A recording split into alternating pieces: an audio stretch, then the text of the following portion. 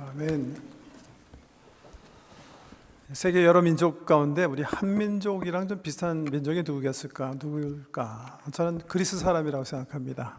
저는 한 40년 전 이민 와서 2년 반 동안 일을 하게 됐는데 파이프 도금하는 그런 공장이에요. 근데 거기서 함께 일하던 모든 사람들이 마케도니아 사람이었어요. 우리 성경 지명으로 하면 빌립보, 데살로니가, 그 다음에 베레아 이런 사람들이죠. 그 주변에서 농사 지은 사람들인데 그 당시는 잘 몰랐었는데요. 나중에 학교 돌아가서 주로 제가 다니던 학교에는 영국 사람, 스코틀랜드 사람, 그다음에 독일 사람들이 주로 많이 있었는데 유럽 사람들과 이렇게 교제하면서 유럽 사람들이랑 우리 한국 사람들은 문화나 어떤 그 성품들이 많이 다른데 그리스 사람들이랑은 정말 많이 흡사한 게 있구나 제가 발견하게 됐어요. 처음에는 식문화가 굉장히 많이 비슷한 것 같다 기억이 나는데 나눠 먹는 게 똑같아요.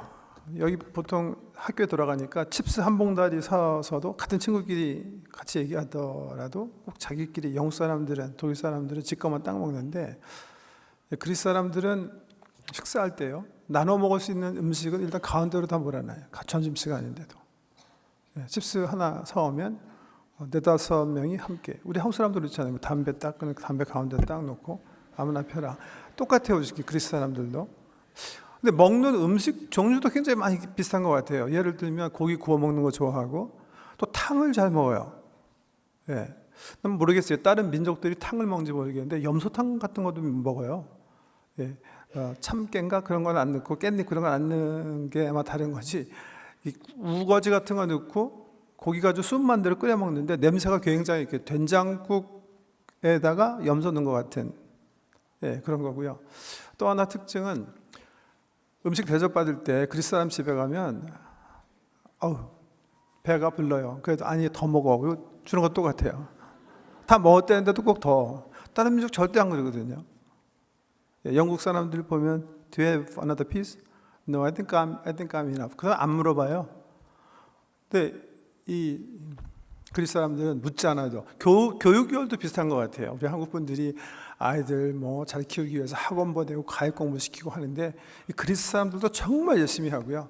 더 비슷한 거는 보통 유러피안들은 18살 되면 일단 인디펜던트 네 삶 네가 살아라 하고 딱 간섭하지 않는데 그리스 사람도 그렇지 않아요.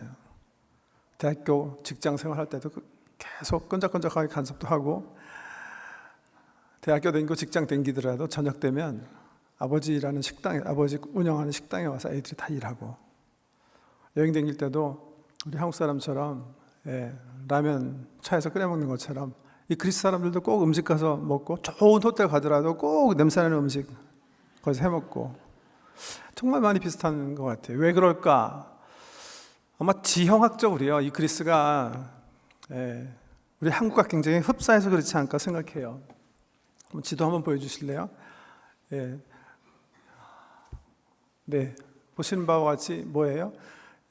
이태리랑 터키 사이에 있는 반도예요. 반도 기질이 좀 서로 비슷하지 않나 그렇게 추정할 수 있는데 위도상으로 보더라도 우리 한국 서울이 383 밑에 37.45 정도 되는 그런 위도인데 지금 우리가 좀 생각해 보려고 하는 아덴 38도예요.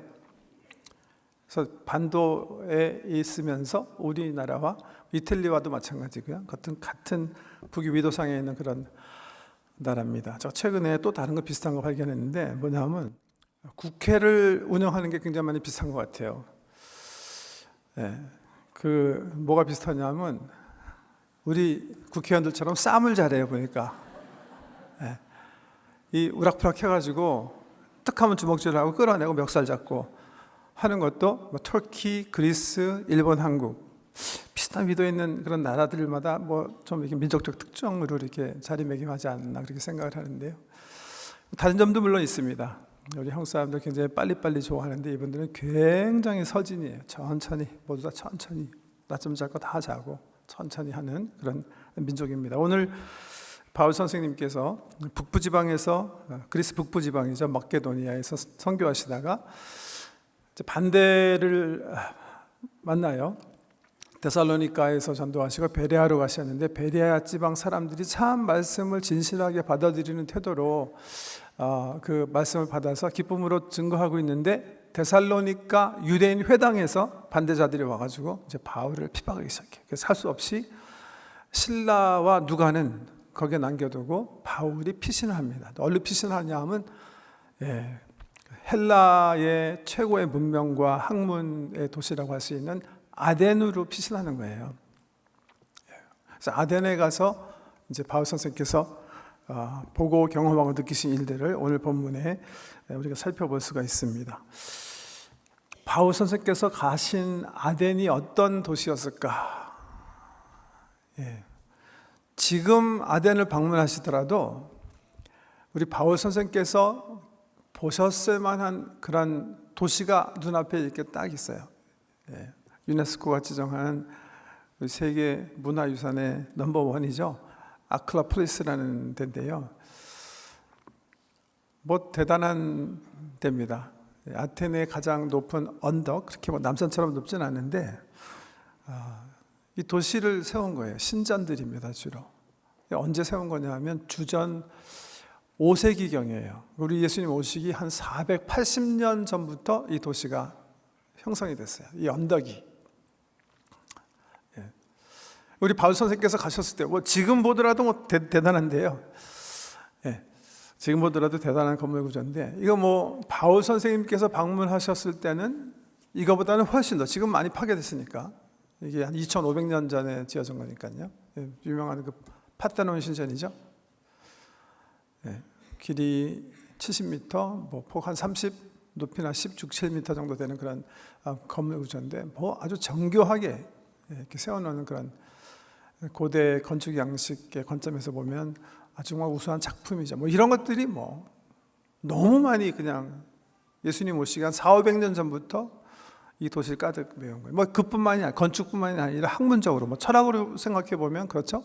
예수님 오시기 400년 전에 헤라클레토스, 소크라테스, 플라토, 뭐 아리스토텔레스, 오늘 본문에 나온 에피큐러스, 쾌락주의자들이죠. 그다음에 스토익, 뭐 제노나 세네카나 이런 뭐 정말 지금도 이게 대학교 가면 교양학부 혹은 또 철학과에서는 반드시 읽어야 되는 모든 철학 고전 서적들이 예수님 오시기 400년 전에 이 아테네에서 다 쓰여진 거예요. 정치적으로 하면 민주주의가 벌써 토론이 됐고요. 또 의회 정치, 그러니까 원로원 중심의 그 의회 정치가 벌써 토론되어지고 연구되어지고 장단점이 비교되어지는. 사실 우리 이제 한국의 역사에 비교해 보면 고조선 시대입니다. 삼국 시대보다는 한 700년 정도 이전의 역사죠. 정말 뭐 찬란한 꽃을 피운 그런 문화인데요. 그리스 문화, 헬라 문화가. 이 문화가 필립 대제, 알렉산더 아버지, 그다음에 알렉산더 대왕, 이 놀라운 이 군사력을 가지고 지중해 연안의 유럽과 또 아시아를 장악하는 바람에 이 헬라 문화가 너무나 다른 나라 어떤 문화보다도 앞서 있었기 때문에 실질적으로 헬라 제국이 유럽과 아시아를 통치한 거는 얼마 되지 않지만 그 짧은 시간에 문화적으로는 완전히 장악한 거예요.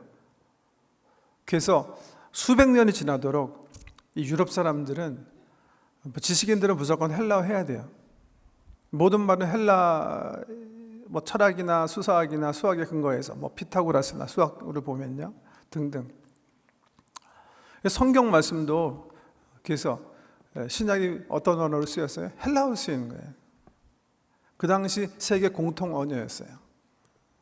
그만큼 헬라 문화는 굉장히 어마어마한 그런 문화의 수도에 우리 바울 선생님께서 이제 가신 거예요. 보고 느끼신 게 이런 거 봤을 텐데 어떻게 느끼셨을까? 어떻게 느끼셨을 것 같아요? 야, 정말 대단하구나.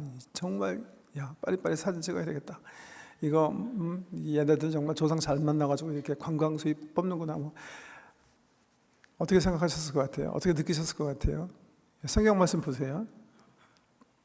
16절인데 오늘 본문 그 부분 있지 않았죠? 바울이 아덴에서 그들을 기다리다가, 그러니까 누가와 실라 기다리는 거예요. 그 성에 우상이 가득한 것을 보고 마음에 격분하여. 뭐 건물로 보면 엄청난 거예요. 예. 이 원형극장 안 보여드렸네.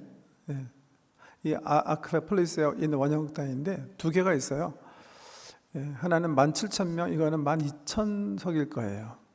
예. 최근에 그 유명한 그 세계적인 3테너가 여기서, 최근은 아니고 몇 년 전에 아직도 극장으로 사용하는, 이게 뭐 말씀드린 것처럼 2,400년 전에 건축된 거예요. 3테너가 지금 여기 하고 있는데요. 네. 그런데요, 이 건물 멀리서 보면 막 엄청난 그런 구조인데 가까이서 들여다보잖아요. 그럼 다 이런 거예요. 그 건물 밑에마다 이 건물을 받치고 있는 모든 것들은 다 이런 조각들로, 이런 우상들로. 여러분 글씨나 읽어보면 얼마나 많은 신이 나옵니까? 뭐 구름신도 있고 술신도 있고 비신도 있고 뭐 하늘신도 있고 뭐 별신도 있고 뭐 제우스, 헤라클레토스, 비너스, 바카스 뭐 있죠? 뭐 넵튠 뭐 그냥 너무나 엄청난 그 신들이 있는데, 바울이 이렇게 보니까 와, 이건 뭐 해도 너무한 거예요. 이 그리스 사람들이 엄청나게 많은 공을 들여가지고 이런 조각들, 이런 우상들을 다 세워놓고 섬기는데, 보니까 뭐 일본에도 그런 게 있었다고 그러는데 우리가 알지 못하는 신을 위하여 이런 제단도 있었다는 거예요. 그걸 보고 바울이 어떻게 했어요? 여기 보면 격분했더라. 제가 우리 한국 성경에 좀 이렇게 좀 격하게 번역해 놓은 것 같은데, 영어 성경에 보면 distressed, 그렇게 해서 distressed, 굉장히 열받았다 뭐 그런 뜻인데요. 열받았다는 것보다 조금 더 단수가 낮은, 뭐라 그럴까, 스트레스 받았다, 아니면 고민하게 됐다, 뭐 깊이 고민하게 됐다, 뭐 이 정도의 단어인데요. 고민하는 거, 왜 이 사람 내가 이런 헛된 우상을 섬길까 고민하게 됐다. 그래서 어떻게 했다? 17절에 보면 회당에서는 유대인과 경건한 사람들과 또 장터에서는 날마다 만나는 사람과 변론하니. 두 부류의 사람이 항상 바울의 전도 대상, 한편으로는 유대인들입니다. 유대인들은 디아스폴라 시대에 살면서 어느 곳에 가든지 회당에서 하나님의 말씀을 토론하고 배우고 연구하고 하면서 살았어요. 그래서 자기 동족 유대인을 전도하기 위해서 역시 이 아테네에서도 바울이 처음 찾은 곳은 회당이었어요. 회당에서만 주로 이제 안식일에 갔겠죠. 복음을 증거한 게 아니라 이 그리스 사람, 헬라 사람들에게 전도하기 위해서 어디로 갔다? 장터로 갔다. 사람들이 모이는 장터로 갔다. 그런데 18절 이하에 보면 그 이후에 특정한 사람들과 신학 철학적 논쟁이 벌어졌다는 사실을 누가가 자세히 기록하고 있는데요. 그러는 중에 18절, 어떤 에피쿠로스와 스토아 철학자들도 바울과 쟁론할세. 어떤 사람은 이르되 이 말쟁이가 무슨 말하고자 하느냐 하고, 어떤 사람은 이르되 이방신들을 전하는 사람인가 보다 하니 이는 바울이 예수와 부활을 전하기 때문이라라. 이렇게 얘기하고 있어요. 여기 나오는 두 철학 학파가 있는데, 에피쿠로스라는 학파 사람들과 스토아 철학자들입니다. 뭐 좀 러프하게 얘기하면 이제 에피쿠로스는 헤라클레토스랑 아리스토텔레스의 줄기에서 나온 어떤 철학의 사조를 이어가는 그런 그룹이다, 이렇게 보시면 돼요. 주로 어떻게 생각했냐면 헤라클레토스도 그렇고 아리스토텔레스도 그렇고 이 우주의 모든 것은 matter, 물질이다, 이렇게 생각한 거예요. 이론론적인 생각들을 주로 한 거예요. 제가 러프하게 그냥 말씀드리는 거예요. 그리고 이 존재하는 모든 것들은 우연이다, 찬스다, 그렇게 표현했어요. 찬스다. 물질로 구성된 사람들이 우연 같은 세상을 살면서 추구해야 되는 가장 최상의 목표는, 그리고 아리스토텔레스는 해피니스였어요. 해피니스, 행복이다, 이렇게 얘기했는데 그게 또 degenerated, 변질되어져가지고 에피쿠로스는 뭐라고 생각했냐면 쾌락이다, 이렇게 생각했어요. 즐겁게 즐기다 가면 그게 최상이다, 이렇게 생각한 거예요. 그렇게 생각해 보니까 지금 현재 21세기는 어떤 세계예요?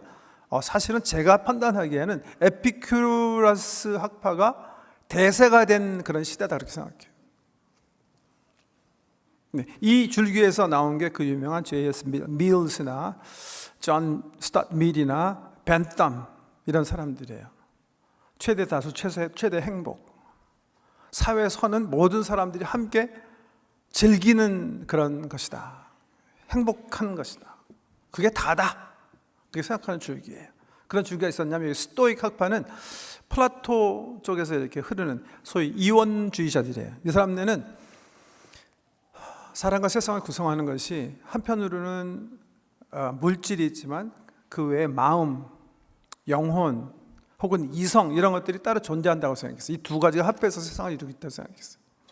더 위의 것은 이성과 마음 이런 것들이 진리 이런 것들이 더 matter 이런 물질보다는 더 위라고 생각하는 사람들이에요.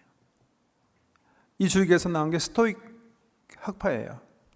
제노라는 사람이 유명하고 그 다음에 역사적으로 보면 우리 바울 선생님이랑 기독교 복음에 대해서 서로 편지를 왕래한 세네카라는 재상이 굉장히 유명하죠. 근데 이 학파 사람들이 그 당시 이제 이 아텐을 이제 점령하고 있었다는 거죠. 이 사람들과 이제 우리 바울 선생께서 접촉하시는 그런 모습인데요. 아레오바고, 그리스 문화는 광장 문화예요. 지금도 여기 페이프 동쪽 덴포트 가보면 좀 여름에 한번 가보세요. 그럼 아침부터 저녁까지요. 특별히 그리스 남자분들이 그냥 정말 그냥 길거리에 앉아서 혹은 식당에 앉아가지고 커피숍에 앉아갖고 계속 얘기하고 있는 거 보실 거예요. 그리스는 그런 문화예요. 이 광장, 이 아레오바고는 그런 광장인데요. 우리 한국식으로 얘기하면 글쎄 대학교에 젊은 지성들이 함께 모여서 뭐 정치, 철학, 이념 이런 것들을 토의하고 토론하고 자기의 견해들을 나누는 어떤 그런 장소가 있다면 그런 비슷한 데예요. 네, 아레오바고 언덕. 저기 아크로폴리스에서 한 1km 정도 떨어진 곳인데 북서쪽으로 그런 돌 언덕입니다. 돌 언덕. 거기에 사람들이 모여서 특별히 철학자들이나 지식인들이 모여서 혹시 새로운 뭔가 없나, 새로운 지혜와 지식 얻을 데가 없나. 그 당시에도 이렇게 모여서 연구하던 데인데 이 두 학파 사람들이 바울이 시장에서 복음을 전하는 것을 듣고 이게 새로운 얘기인데 우리가 이 사람이 뭘 얘기하는지 들어봐야 되겠다. 데리고선 이 언덕으로 갔다는 거예요. 바울이 그래서 기회를 얻은 거예요. 다시 복음을 증거할 수 있는 기회를 얻은 거예요. 바울이 어떻게 접근하는지, 뭘 얘기했는지, 잘했는지 못했는지가 항상 이게 좀 이상하게 신학자들에 의해서 논쟁이 됐었는데요. 어떤 학자들은 바울이 이 아덴에서 전도한 것은 실패다 이렇게 봐요. 잘못한 거다. 왜? 그걸 얘기하면서 맨 마지막에 32절 보실래요? 그들이 죽은 자의 부활을 듣고 어떤 사람은 조롱도 어떤 사람은 이 일에 대하여 네 말을 다시 듣겠다 하니 이에 바울이 그들 가운데서 떠나매 몇 사람이 그를 가까이하여 믿으니 그 중에는 아레오바고 관리 디오누시오와 다말이라 하는 여자와 또 다른 사람도 있었더라. 이게 보니까 주님께 돌아온 사람들의 숫자가 이름 2명 거론하고 몇 명만 결혼했다는 거예요. 그러니까 사람이 많이 주님께 돌아오지 않은 게 아니냐. 우리 사도행전에 보면 베드로가 한번 설교하니까 3,000명이 회개하고 돌아왔고 두 번째 기록된 거 보니까 5,000명이 돌아왔고 바울도 소아시아 지방에서 증거할 때 정말 많은 사람들이 주께 돌아왔다고 계속 기록하고 있는데 유독 이 아테네에서만은 많은 사람들이 돌아오지 않은 걸 봤을 때 이 바울의 전도 방법이 문제가 있었던 게 아니냐 이렇게 판단을 받는 거예요. 그렇게 주장하는 학자가 있었어요. 램지라고 유명한 성경학자인데 그렇게 지적하면서 개종자도 많지 않고 실질적으로 또 하나의 증거로 그래서 보니까 18장 이후 요 다음 장에 보면 바울이 지금 고린도를 움직입니다. 고린도는 아테네에서 남단에 있는 30분 차로 가면 가까운 도시인데요. 거기 가서 이 항구 도시에서 복음을 증거하는데 나중에 고린도전서 2장에서 바울이 고린도에 갔을 때 자기가 전도한 그런 이야기들을 기억하면서 말하기를 제가 그냥 읽어드릴게요. 이렇게 얘기해요. 형제들아 내가 너희에게 나가 하나님의 증거를 전할 때에 말과 지혜의 아름다운 것으로 아니하였나니 내가 너희 중에 예수 그리스도와 그가 십자가에 못 박힌 것 외에는 아무것도 알지 아니하기로 작정하였습니다. 그래서 램지라는 학자는 이 바울 선생께서 아테네에서는 이 설교 내용 보면 예수에 대한 말씀을 안 하시고 주로 신학적인 하나님에 대해서 주로 많이 말씀하셨기 때문에 교정자를 얻지 못하셨기 때문에 이 고린도에 가서는 그런 거 또 철학적으로 접근하거나 지성적으로 접근하는 것보다는 예수 그리스도의 십자가 부활만 막 전하셨구나, 그래서 고린도 교회를 세우셨구나, 그렇게 판단하는 거예요. 램즈라는 학자가 이렇게 얘기했어요. 많은 사람들이 그렇게 생각했고, 저도 그 신학교 다닐 때 어떤 목사님이 그렇게 가르쳐 주셨어요. 그렇구나. 이 아테네에서는 사변적으로 접근했기 때문에 바울이 실패한 거구나, 그렇게 생각한 거예요. 정말 그런가? 나중에 보니까 반론도 만만치 않은 거예요. 스테나우스라는 학자가 그렇지 않습니다. 절대 그렇지 않다는 거예요. 첫째는 여기 지금 누가가 여기 기록해 놓은 것을 다 바울이 전한 그 풀 스크립트, 그러니까 이 설교 전체 문이라고 볼 수 없다는 거예요. 왜? 바울이 이 언덕에서 시간이 주어졌을 때는 최소한도 1시간씩 그 당시 전통으로 보면 말씀을 증거했기 때문에 1시간의 내용이 이렇게 7, 8절로 압축될 수 없었다는 거예요. 그럼에도 불구하고 여기 내용을 보면 예수 그리스도의 죽으심과 십자가에서 부활하심 보다는 이 내용면에서 보면 성부 하나님에 대한 내용이 굉장히 많은 거예요. 왜 그랬을까? 저는 바울이 정말 전도 잘했다고 생각해요. 왜냐하면 이 사도행전을 살펴보면요, 바울이 전도할 때 사용한 그의 간증과 설교가 많이 기록되어 있는데 두드러지게 딱 다른 점이 하나 있습니다. 언제 다르냐면 유대인에게 전할 때 달라요. 유대인이 아닌 이방인에게 전할 때 달라요. 회당에서 유대인들에게 전할 때는 그 내용이 뭐였을 것 같아요? 성부 하나님에 대해서는 얘기하지 않아요. 왜? 얘기할 필요가 없기 때문에 그래요. 이분들은 이미 구약 성경을 통해서 하나님께서 천지를 창조하시고 이분들의 삶의 주인 되시고 공급자 되시고 인생의 아버지 되신 인격자시고 심판자 되심을 확실하게 알고 있는 사람들이에요. 그래서 이 유대인들에게 전할 때는 바울은 뭘 전했어요? 정말 예수 그리스도만 전하는 거예요. 우리 구약의 선지자들이 또 하나님께서 선지자를 통해서 약속하신 그분이 바로 그리스도시다, 이 점을 성경을 인용해 가면서 자세하게 유대인들에게 풀어 설명한 겁니다. 그런데 믿지 않는 사람, 아직 하나님 모르는 이 헬라 사람처럼 그냥 이상한 동상 세워놓고 모든 사물마다 이게 다 영이 있고 신이 있어서 우리가 워십하고 갖다 뭔가 바치지 않으면 이 신들이 진노하고 이렇게 생각하는 이런 범신론적이고 잘못된 신앙을 가진 사람들에게는 어떻게 해야 되겠어요? 그분들에게 예수님을 전할 수 있는 아직 그 토양은 마련되지 않다고 보는 거예요. 그래서 먼저 증거해야 되는 게 뭐예요? 하나님이에요. 하나님. 저는 믿지 않는 사람들 전도해야 되는 우리가 정말 이 전도의 관점에서 바울에게 정말 배워야 될 게 있다고 생각해요. 전혀 하나님 존재에 대해서 이해가 되지 않고 믿지 않는 사람한테 예수 믿으셔야 천당 가십니다, 예수 믿으셔야 하나님 자녀 되십니다, 사실은 의미가 없는 말일 수가 있어요. 그러기 전에 이분들이 배워야 하는, 또 전해 들어야 되는 복음이 있어요. 그게 뭐예요? 하나님에 대한 지식, 하나님에 대한 말씀. 저는 바울이 의도적으로 이 헬라에 가서는 이 하나님에 대해서 다른 어떤 지역보다도 자세하게 설명했다고 생각해요. 잘한 거라고 생각해요. 하나님을 이해해야 비로소 우리가 구원이 필요하다는 사실을 인지하기 때문에 그런 거예요. 자, 우리 바울 선생께서 하나님에 대해서 뭘 전하셨는지 한번 살펴보기 원합니다. 짧게 정리할게요. 5가지 하나님에 대해서 우리가 사도신경 할 때도 고백하는 그런 진리들인데, 첫 번째는 뭐예요? 하나님께서 우주의 창조주 되심을 이들에게 선포해요.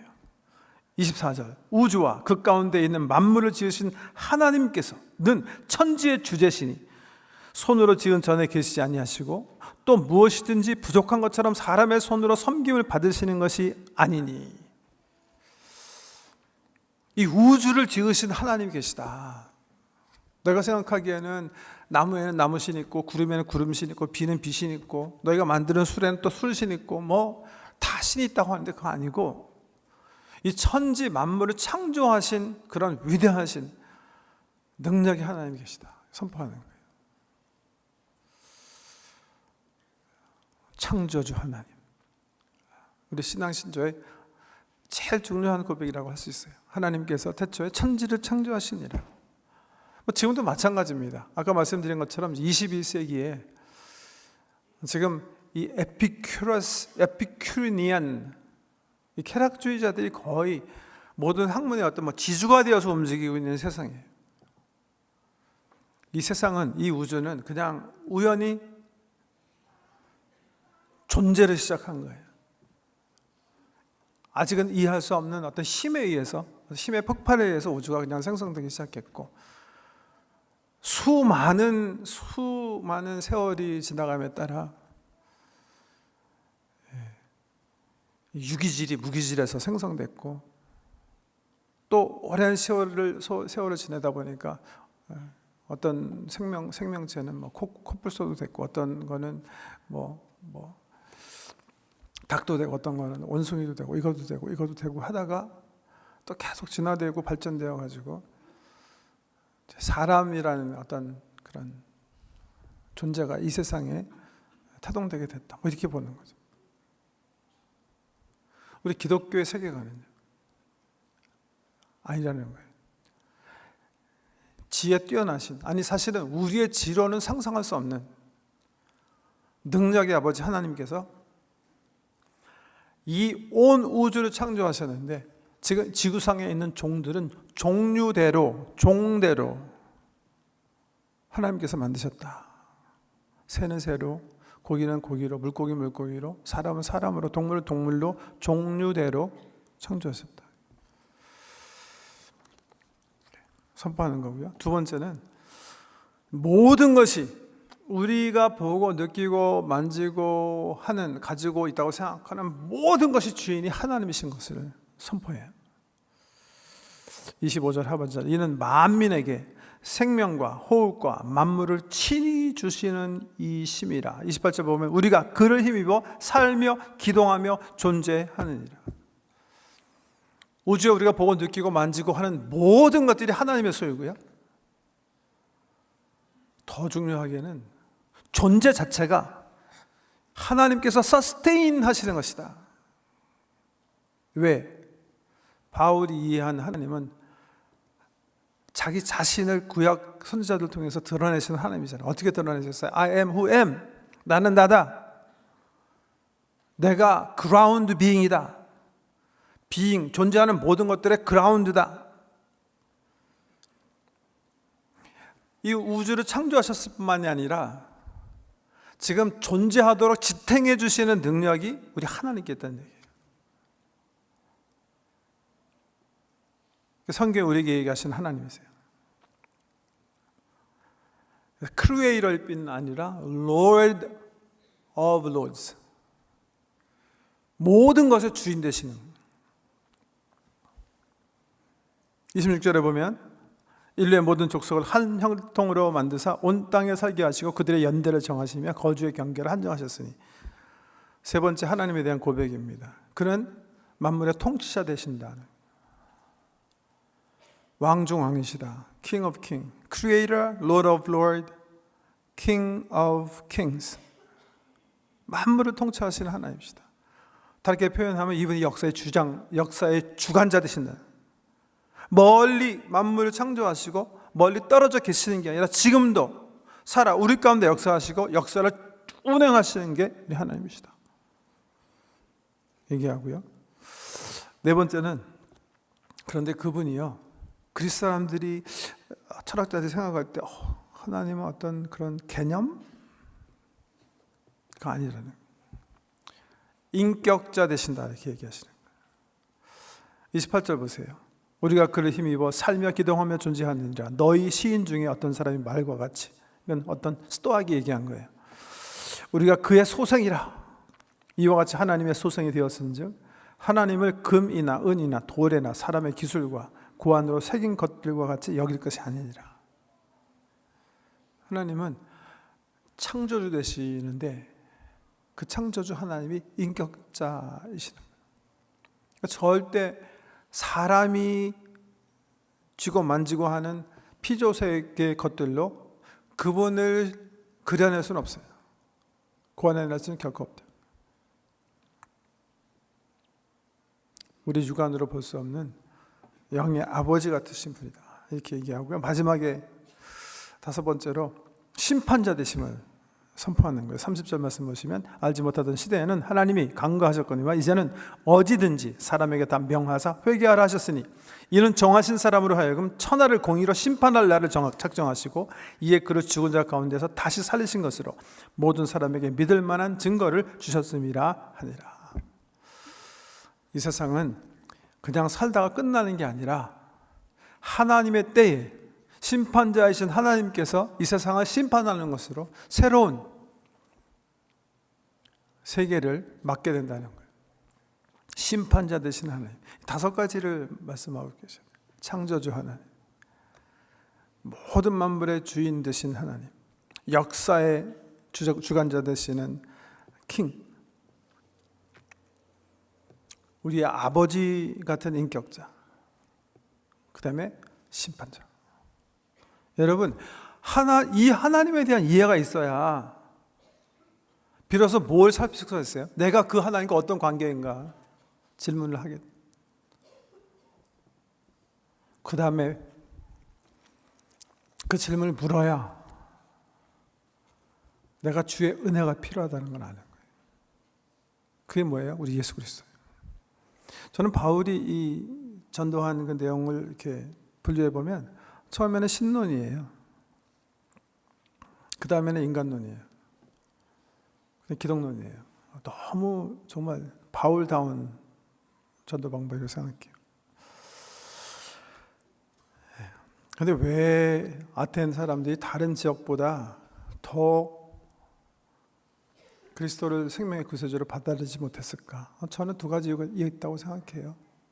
바울이 고린도전서 쓸 때에도 언급했고 로마서 쓸 때도 좀 언급한 내용들인데, 이 헬라 사람들, 특별히 이 아덴 사람들은 너무 이미 머리가 꽉 차 있었어요. 자기가 열심히 연마한 학문, 세상 지식으로 꽉 차 있어가지고요, 바울이 증거한 말을 받아들일 수 있는 어떤 룸이 없었을 가능성이 있겠어요. 자기가 가지고 있는 지식, 지혜, 공부, 학문으로 바울이 증거한 것을 계속 판단하면서 말씀을 받았을 거예요.